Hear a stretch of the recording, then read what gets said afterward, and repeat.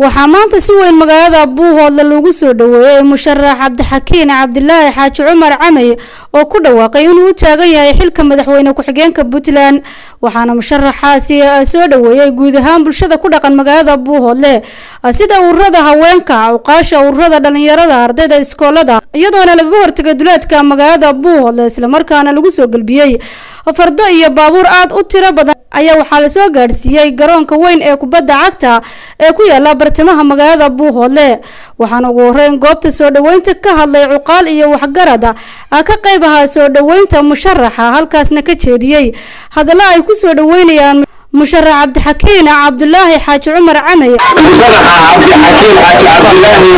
Xaaji Cumar Camay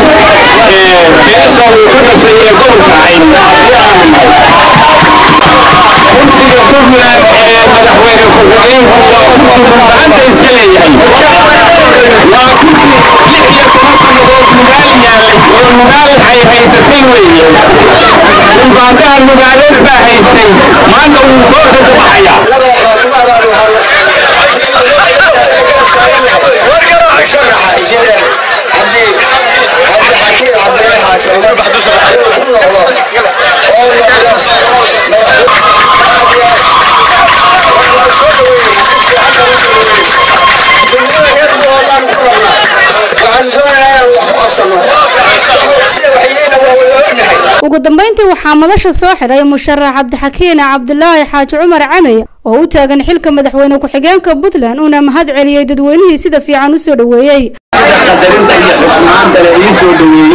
waxaan ilaahay uga mahad celinayaa ilaahay ugu simay maanta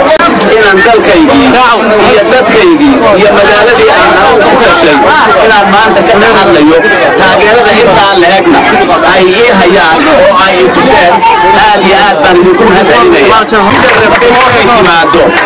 ee waqtigu u diiday u saamixi waayay iyaga laftoodana aad baan idinku mahad celinayaa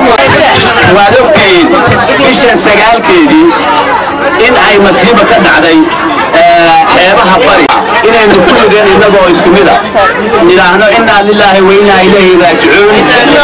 ujeedadii ama nuxurkii isu imaatinkeennana waxaan idiin sheegayaa oo hortiina ka caddaynaya maanta anigoo ku faraxsan wajiyadiina soo dhaweyntiina qadarintiina iyo xushmayntiina aad xushmayseen aniguna inaan idinku xushmeeyey inaan diido inaan magaalo kale kaga dhawaaqo musharaxnimadayda aan u sharaxnahay madaxweyne ku xigeenimada